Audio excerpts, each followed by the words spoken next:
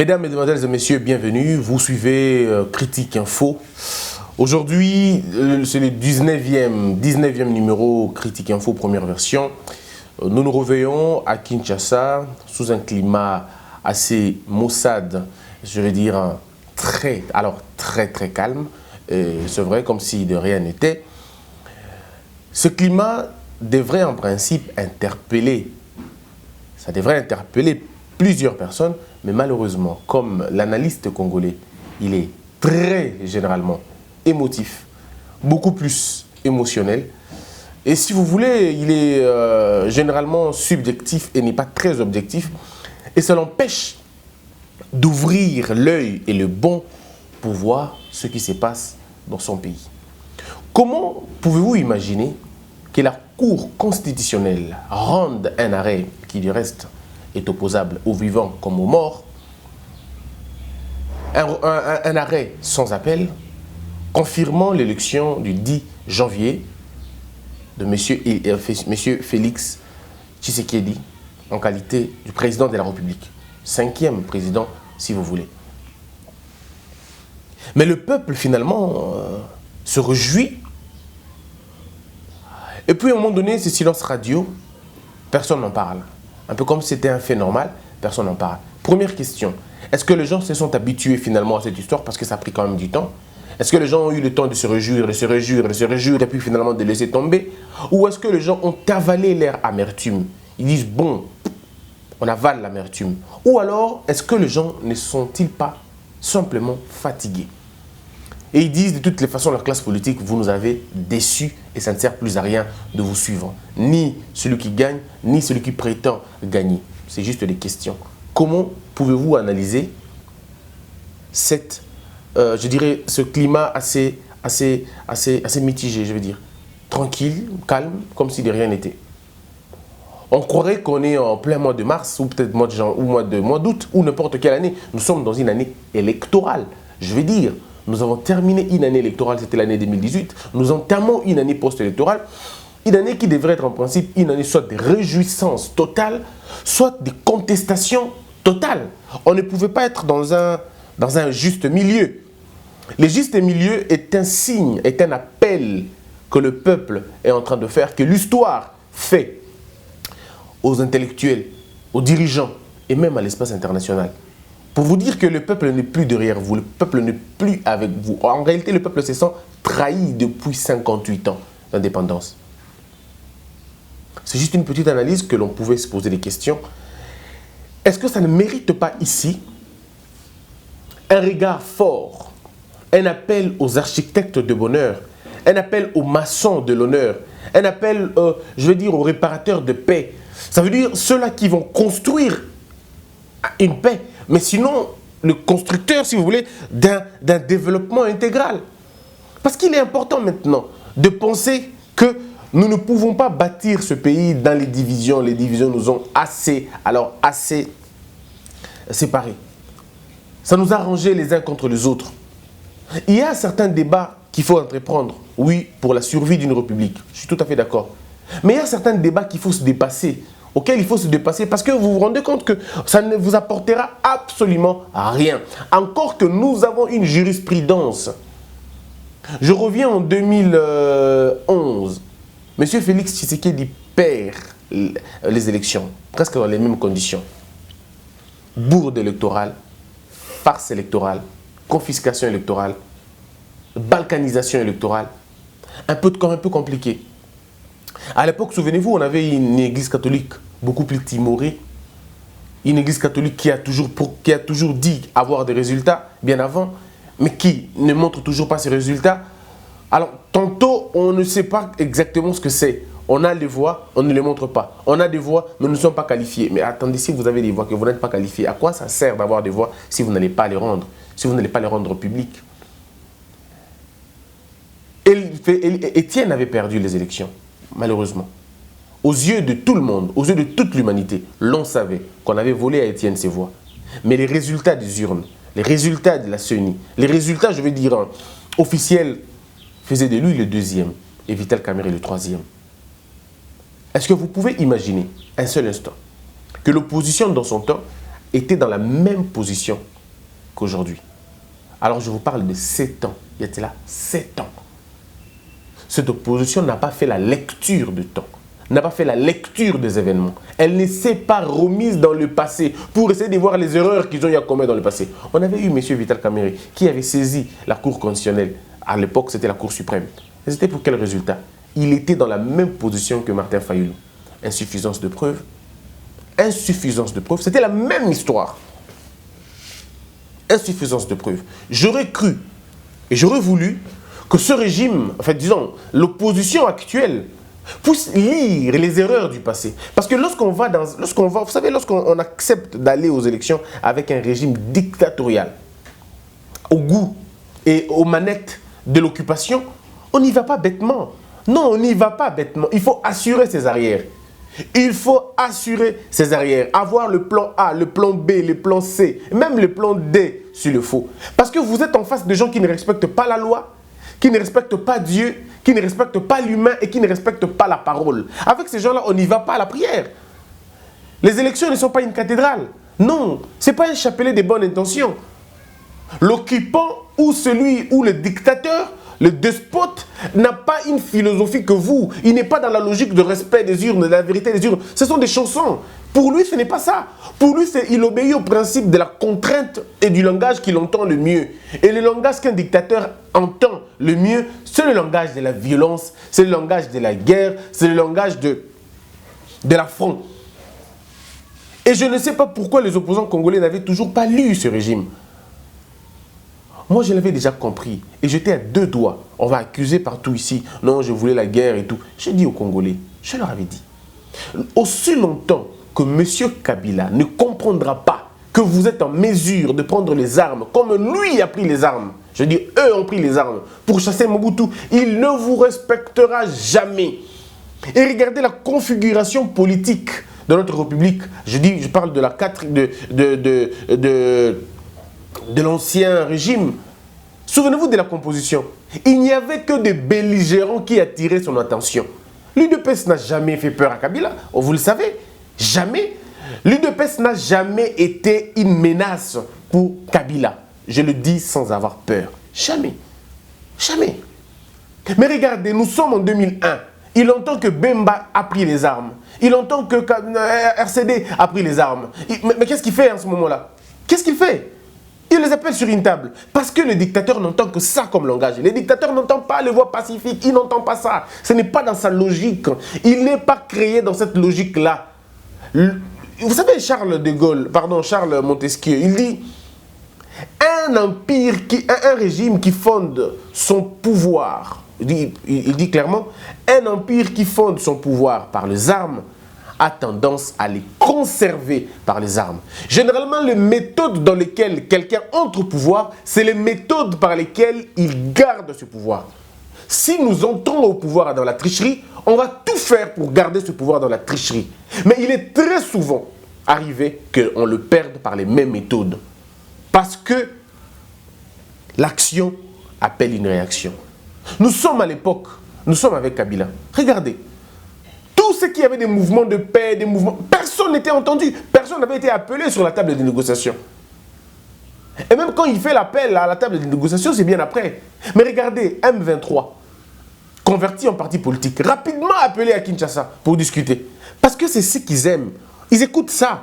Ils savent qu'on prend au sérieux. On prend au sérieux le régime, on prend au sérieux le moyen que nous avons utilisé pour déboulonner l'adversaire. C'est la méthode qu'on prend au sérieux.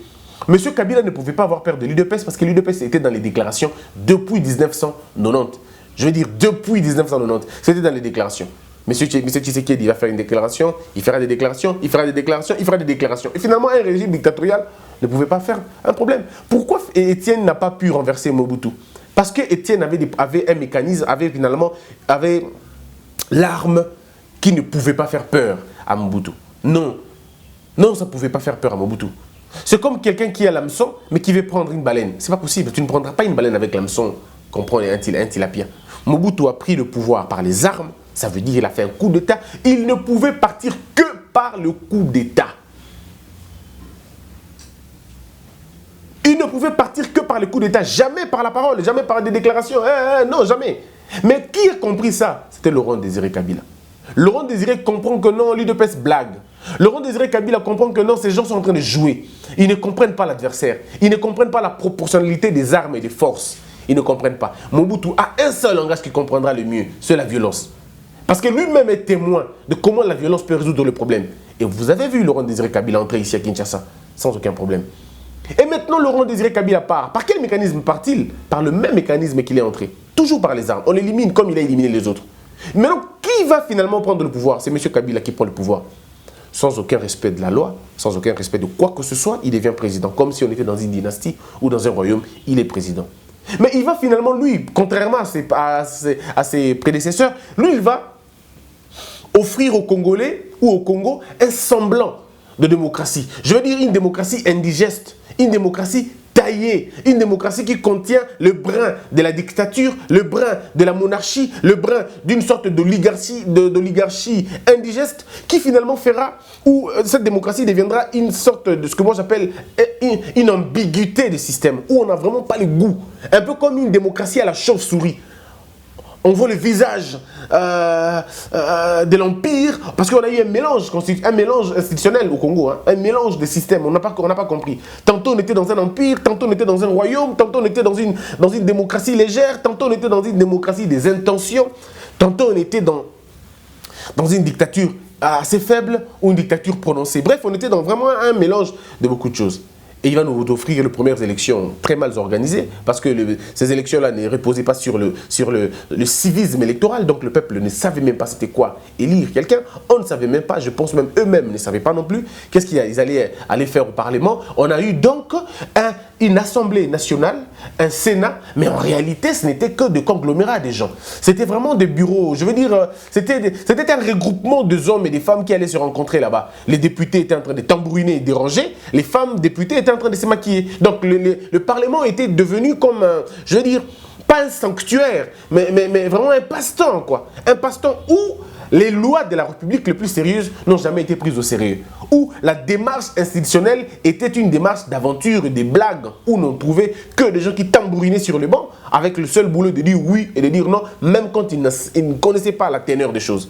On nous a offert finalement une assemblée bâclée, une assemblée qui finalement pouvait être l'échantillon de l'élite congolaise, mais en réalité ce n'était pas le cas, c'était plutôt les faibles au sommet de l'État et les gens qui finalement ont réussi à passer, à devenir députés, ce n'étaient pas les meilleurs de la société, généralement des faibles personnes. La preuve en est, la deuxième législature, ces gens n'ont pas été votés comme on peut le dire, n'ont pas été reconduits. Tout simplement parce que leur crasse intellectuelle, leur insuffisance intellectuelle était tellement grande et ne pouvait se mesurer qu'à leur égoïsme, mais aussi à leur cupidité et même avarice. Donc on a eu une assemblée passe-temps.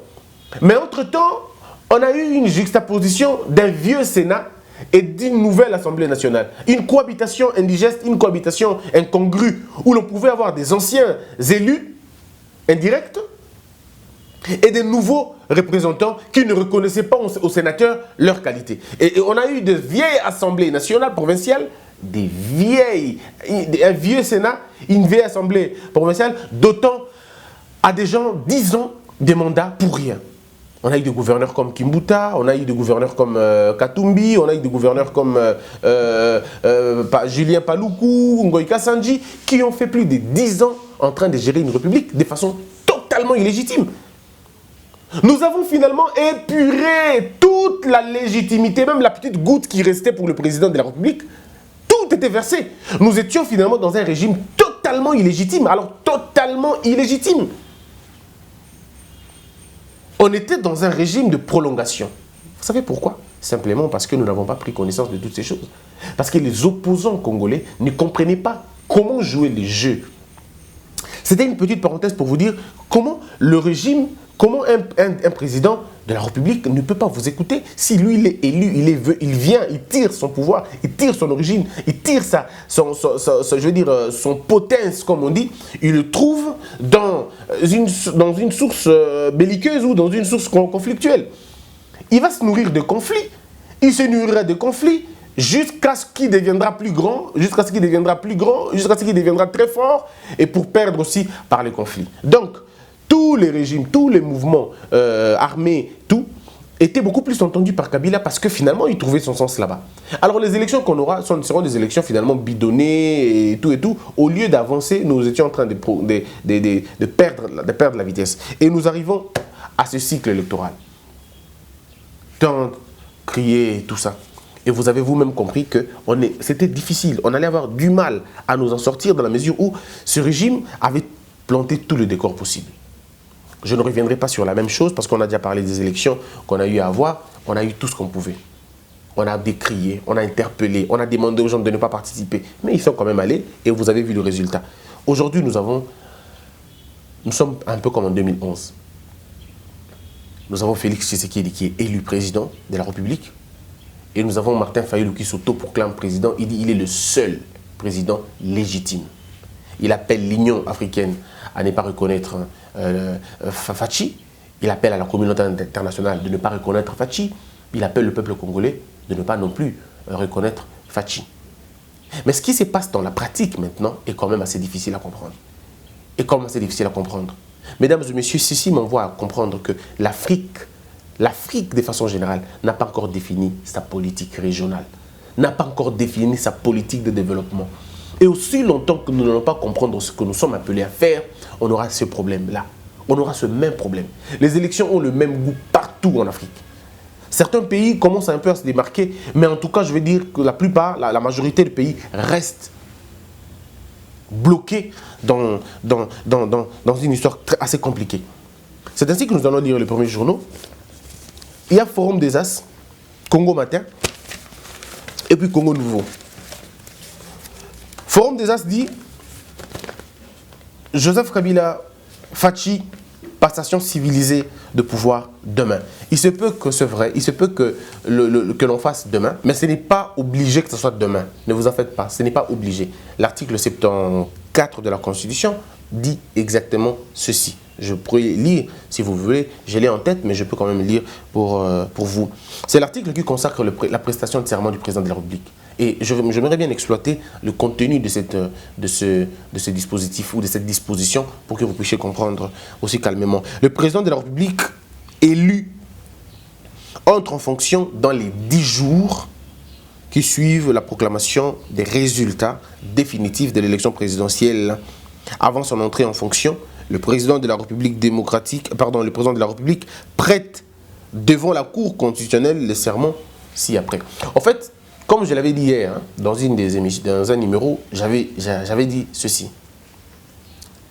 Le président de la République, Félix Tshisekedi, comme il est élu, il va devoir prêter serment devant la Cour constitutionnelle et devant le président de la République. Le problème, c'était au niveau de devant le président de la République.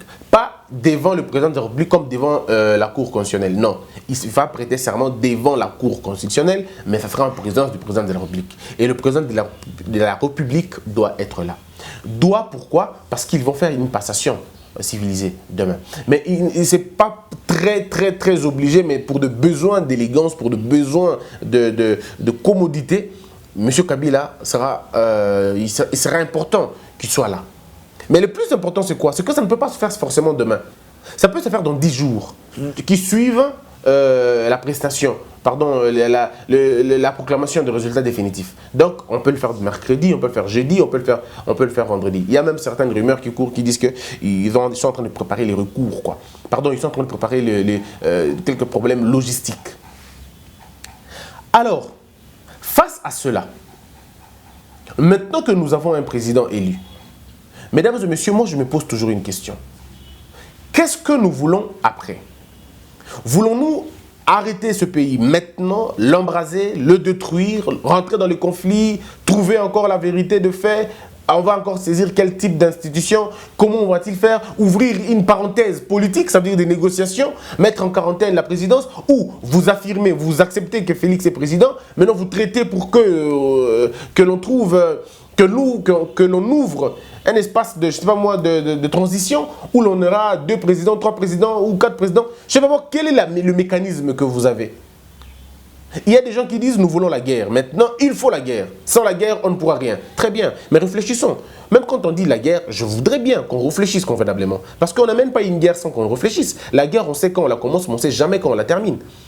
Le problème, c'est que personne ne peut définir exactement par où va commencer la guerre et comment ça va s'arrêter. Personne ne peut imaginer. Personne ne peut prédire ce qui vient après la guerre. Embraser le pays, c'est bien. C'est pas si mauvais que ça. C'est une idée. C'est une idée. Lorsque vous pensez que votre pays est piégé, lorsque vous pensez que votre pays est bloqué, lorsque vous pensez que votre pays est confisqué par l'étranger ou par l'occupant, vous pouvez, oui, faire la guerre pour récupérer ce pays-là. Mais regardons maintenant.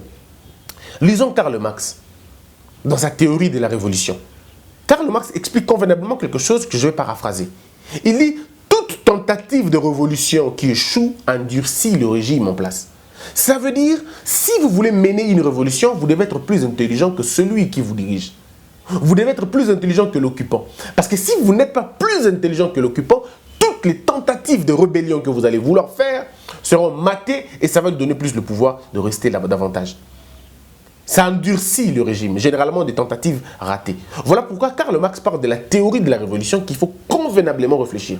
Il y a aussi Machiavel dans son livre Le Prince. Il explique exactement comment on peut arriver à bout d'un régime dictatorial. Et je voudrais parler de Papovanski, qui parle de comment faire tomber un dictateur. Je peux vous donner un autre auteur, Lao Tzu. Lao Tzu parle de l'art de la guerre. Il le parle suffisamment bien. Il parle de l'art de la guerre. Je peux vous donner aussi les écrits de l'empereur chinois. C'est-à-dire, il y a beaucoup de gens qui ont écrit sur les rébellions, la révolution. Et je pourrais vous donner aussi quelques mémoires de Booker T. Washington, si vous voulez. Il y en a d'autres qui ont écrit suffisamment sur la théorie de la guerre, la théorie du renversement des régimes, tout ça. Ça veut dire, le problème est à quel niveau? Mesdames et messieurs, ne pensez pas que la guerre de demain sera une guerre des armes. Aucun pays africain ne peut encore accepter d'offrir son pays comme base arrière. Ça va être très difficile. Très difficile, alors. Ça va vraiment être très difficile et l'Afrique n'est pas un... En fait, pas pour nous l'Afrique, mais pour les Occidentaux, l'Afrique reste un grenier qu'on ne peut pas aujourd'hui embraser. On ne peut pas embraser parce que quand on embrase, on laisse la porte ouverte à tous les vautours. On laisse la porte à tous les vautours et je dirais, c'est une parenthèse qui n'est vraiment pas jusque-là sérieuse. La vraie et la véritable guerre de demain sera la guerre d'idéologie. Il faudrait arriver à fragiliser l'oppresseur, à fragiliser l'occupant par les idées. Par les idées. Le problème, c'est qu'il faut avoir une force de caractère. Il faut avoir une pensée, je veux dire profonde. Parce que si vous n'avez pas une pensée de guerre, une pensée de révolution, comment vous allez le faire? Il faut préparer ce peuple à comprendre cela. Mais vous avez un peuple qui finalement démissionne, un peuple qui finalement s'en fout de ce que vous pouvez faire. Le peuple est totalement fatigué, totalement pauperisé. Il est tellement bon. Moi, je m'en fais pas, quoi. De toutes les façons, à chaque fois qu'ils viennent au pouvoir, ce n'est pas notre problème qu'ils viennent. Vous savez, le jour où un parti politique, ou un camp politique, ou une classe politique arrivera à offrir aux Congolais ce dont le Congolais cherche, le jour où ce gouvernement, ou ce régime, ou ce parti politique aura des problèmes, c'est le peuple qui descendra dans la rue pour prendre son pouvoir, pour lui donner son pouvoir. Mais à chaque fois qu'il y a eu des dialogues, à chaque fois qu'il y a eu des ententes entre le régime, entre les gouvernants, le peuple a toujours été oublié. Ces routes n'ont jamais été construites, ces hôpitaux n'ont jamais été occupés, ces enfants ne vont jamais à l'école, les écoles ne sont jamais entretenues et prises au sérieux. Bref, le quotidien du peuple est toujours je vais dire, oublié. Alors, ce peuple-là n'est pas dupe. Il ne peut pas vous accompagner à tout moment. Non, il a compris que ces gens veulent faire de nous des boucliers, quoi. Ils veulent faire de nous des marchepieds. On ne marche pas comme ça, on ne le suit pas dans cette logique-là. Et donc, vous allez comprendre avec moi que la guerre pourra être un problème sérieux, à moins que on définisse la guerre de la même manière. Mais qu'est-ce que ce pays veut? Regardez. Martin Fayulu annonce qu'il est président. Je suis désormais le seul président légitime de la RDC. Comment va-t-il gérer son pouvoir? Lui qui était hier soutenu par la communauté internationale, la France, la Belgique, et puis quelques multinationales. On peut aussi parler de l'Union africaine qui à un certain moment donné était pour lui. Mais ce matin, l'Union africaine vient de céder. L'Union africaine vient de céder. Alors je vous parle ici des partenaires de Martin Fayulu viennent de céder. Ils disent non, nous reconnaissons le pouvoir de Félix Tshisekedi, nous reconnaissons la légitimité de ce pouvoir. Ce sont eux qui le disent. Parce que dans l'Union africaine, mesdames et messieurs, vous devez comprendre une chose, c'est que c'est un regroupement de présidents. Et quand vous avez des gens comme Ramaphosa, vous avez des gens comme Mafuguli, des gens comme Uhuru Kenyatta, bref, ces gens-là, de la sous-région, et même de la région, et même de l'Afrique, de façon générale, maintenant font allégeance au pouvoir de Kabila, disons de Kinshasa, au pouvoir de Félix. Ça veut dire qu'ils ont regardé dans le futur, ils n'ont pas vu d'issue. Ils n'ont pas vu d'issue à la lutte qu'on va devoir mener maintenant. Comment ça va se passer? Il faut procéder autrement. Ça veut dire quoi procéder autrement? Je le dis ici. Je dis que maintenant, le devenir du Congo dépend de la capacité de Félix Tshisekedi à comprendre que Martin Fayulu n'est pas son ennemi, mais aussi la capacité à Martin Fayulu de comprendre que toute lutte, avant de la mener, nous devons d'abord voir la fin de la chose avant de la commencer. Quand on ne voit pas la fin de la chose, vaut mieux s'arrêter un peu à un moment donné et réfléchir pour voir avant. Ceci veut dire que Martin Fayulu et Félix Tshisekedi doivent impérativement se rencontrer. Je ne vous parle pas de deux individus, je ne parle pas de deux plateformes, non. Je vous parle de des individus. Parce que nous ne pouvons pas opposer l'UDPS comme parti politique à la Mouka qui est un regroupement de partis politiques. On ne peut pas comparer les deux comme ça. Si on compare les deux, si nous allons dans cette logique-là, alors nous donnons beaucoup plus de poids à l'UDPS et nous acceptons que l'UDPS est plus grande que la Mouka. Parce que la Mouka n'est pas un parti politique. La Mouka est un regroupement, est une plateforme qui regroupe des partis politiques à son sein. Alors j'aimerais ici qu'on réfléchisse humblement, qu'on réfléchisse profondément et surtout sérieusement sur la question. Regardez, mesdames et messieurs, qu'est-ce qui va se passer exactement? Ou qu'est-ce qui est censé se passer? Ce qui est censé se passer, c'est beaucoup plus une question de maturité, une question de dépassement personnel, une question d'humilité. C'est vrai qu'il y a eu une vérité des urnes qui n'a pas été prouvée. Je suis tout à fait d'accord avec les gens. Martin Fayulu a été élu, beaucoup élu d'ailleurs. Mais la vérité des urnes a eu un problème sérieux. On n'a pas pu prouver à suffisance que Martin Fayulu était élu. Les gens disent... Non mais Christian, comment tu peux dire ça? C'est clair, mes frères, quand on fait un débat scientifique, quand on fait une analyse scientifique, on ne parle pas par rapport à c'est clair, on parle par rapport aux preuves. C'est une question de preuve, une question de preuve et de certitude. On ne peut pas croire les gens sur parole. Mais qui n'a pas vu que Martin Fayulu était suffisamment élu? Le problème n'est pas au niveau de ce qu'il a été élu ou pas, non. Le problème n'est pas à ce niveau-là, il a été élu, tout le monde le sait. Le problème, c'est maintenant, quand vous entamez une procédure judiciaire, la justice ne parle qu'avec des preuves, pas avec des paroles. Que des preuves.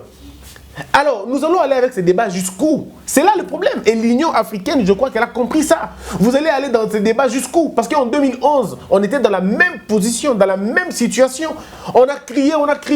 Et qu'est-ce qui s'est passé après? Vous devez vouloir une chose, mais pas le contraire de la chose. Pas le contraire de la chose. Ici, il est question de voir qu'est-ce qui peut se passer demain parce que notre pays est en train de vivre ces tristes moments, quoi. Nous sommes dans un pays où nous sommes intimidés par l'avenir. Je vous dis, nous sommes intimidés par l'avenir. Nous sommes terrorisés dans l'idée de ce qui va se passer demain. Et ce climat ne favorise pas les investisseurs. Qui peut vouloir investir dans un pays où l'avenir promet le chaos? Où on peut sentir l'odeur de l'ingouvernabilité. On ne gère pas avec une arme, mesdames et messieurs. Non, on ne gère pas avec une arme. Je suis tout à fait d'accord avec ceux qui pensent qu'il faut respecter la décision de la Cour constitutionnelle. Je suis bien d'accord avec eux, je le respecte.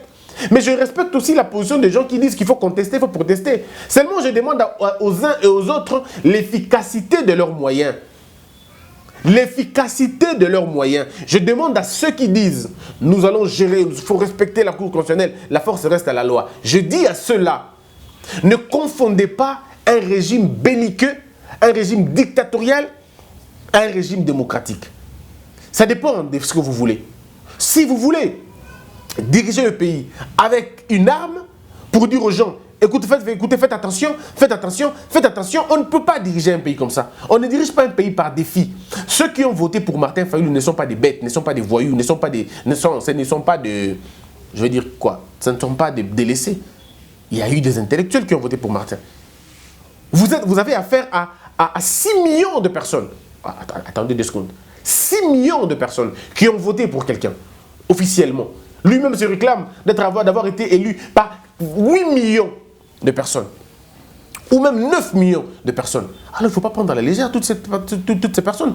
Ces personnes peuvent se révéler et être la pierre d'achoppement pour le régime. Un régime intelligent fait de tout son mieux pour dissiper les doutes, pour calmer les tensions, pour baisser la tension, mais surtout offrir un climat de paix, un climat de certitude, ouvrir, je dirais, un vaste programme de réconciliation. Ça, c'est le conseil que je prodigue à Félix. C'est là que je demande à Félix de se réveiller un peu. C'est là que je demande à Félix de ne pas se laisser emporter par ceux qui vont lui dire « Félix,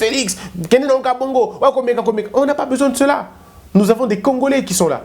Nous avons des Congolais qui ont voté pour Martin Fayulu. Nous avons Martin Fayulu comme Congolais. Nous avons Bemba qui est Congolais, Katumbi qui est Congolais, Moussa Nyamoussi qui est Congolais. Peu importe leur appartenance politique, peu importe leurs orientations, peu importe leur accointance ou peu importe leurs agendas, ça reste des Congolais qu'il faut raisonner, qu'il faut rappeler sur la table de négociation. Ici, on ne négocie pas la présidence, on négocie l'avenir du pays. À quoi ça sert d'être président si vous n'allez pas gérer convenablement? C'est une question que nous devons nous poser et trouver la solution à cette question-là. Mais en même temps, je pose à ceux de la Mouka la même question. Je dis, ok, vous contestez les élections. Que comptez-vous faire? Qu'est-ce que vous allez faire? On ne gère pas un pays par des déclarations, des déclarations. À un moment donné, les déclarations ressemblent à des distractions. Et c'est ce que les gens doivent comprendre. C'est bien de dire Kabila, Tolingité, Kabila. Je suis tout à fait d'accord avec vous. Nous ne voulons pas de Félix, Tolingité, Souté. Je vais bien. Je suis tout à fait d'accord aussi avec vous. Mais c'est quoi l'étape après? C'est ça le problème. Qu'est-ce qui vient après? Quel est le plan B? Quel est le plan C? Quel est le plan D que vous avez? Et ce qui est bizarre, c'est que vous allez trouver des hommes intelligents qui ont étudié, mais qui acceptent d'aller dans ces vents comme ça. On vous dit, mais qu'est-ce qui va se passer après? Non, on ne sait pas. Après. Oh, même mon frère, comment tu t'engages dans une affaire que tu ne connais même pas la suite? Mon frère, vous ne voulez pas de Félix, oui, mais qu'est-ce que vous allez faire après? C'est là la question qu'on doit poser. Alors, vous allez voir l'absence de réponses exactes sur ce que l'on va faire. Mettons-nous ensemble et rebâtissons ce pays. Ce pays a été infiltré au plus haut point, je le dirai dans la deuxième partie. Il est temps de se mettre ensemble pour déloger l'oppresseur, pour déloger l'occupant, pour prouver à la face du monde que nous sommes un pays sérieux. Nous pouvons nous dépasser de ces choses-là.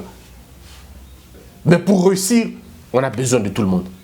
Voilà un peu moi ce que je pourrais dire aujourd'hui dans la première version. Donc la deuxième version, je reviendrai pour vous faire comprendre encore une fois je vais continuer avec le forum des As, mais avec des analyses. Merci beaucoup vraiment. Il y a beaucoup de gens qui m'ont appelé hier quand on a fait le simulacre du direct qu'on était en train de faire, mais rassurez-vous parce que c'est juste pour vous montrer qu'au cours de la semaine prochaine déjà on va commencer des nouveaux directs. On va commencer de nouveaux directs parce qu'on aura déjà notre nouveau plateau. Nous nous battons pour qu'on ait un élément important. Ce que moi je veux, l'idée que j'ai, le projet que j'ai, c'est que ce Congo soit uni. C'est vrai, pour unir un pays, il faut la vérité des urnes. On ne peut pas unir un pays sans la vérité. On ne peut pas unir un pays sans l'honnêteté. Je remercie tous ces gens qui m'ont appelé.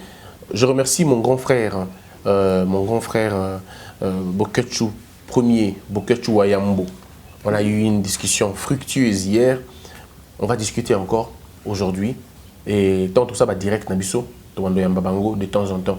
On a un problème, on a un poteau, on a besoin de l'émission Nabiso, et puis tout ça, il y a une émission direct. Il y a Allo Diaspora. C'est-à-dire que Kinshasa adresse na Oyango. Ce pays nous appartient. Il n'est pas question de le laisser entre les mains des étrangers. Rassurez-vous d'une chose, on a fait combien de temps na bango na pouvoir. Maintenant, il est temps. Et comme à tout, na biso na pouvoir. Quand je dis biso, ça dit biso ba congolais na pouvoir. Alors, ils ne peuvent pas nous avoir dans un petit piège de nous mettre en conflit pour qu'ils trouvent des raisons de venir ici. Et il y a des ONG qui ne vivent que des conflits. Il y a des ONG qui n'attendent que ça. Et je vous le dirai dans la deuxième version, le plan aux Ezali. Mesdames et messieurs, merci d'avoir été très nombreux de nous suivre. Je vous retrouve avec le même plaisir, ça veut dire à la deuxième version. Mon numéro est là. Je suis très ouvert au débat. Appelez, de discuter, tout sur le long. Dieu vous bénisse tous. Que la peur quitte nos esprits et que Dieu bénisse la RDC.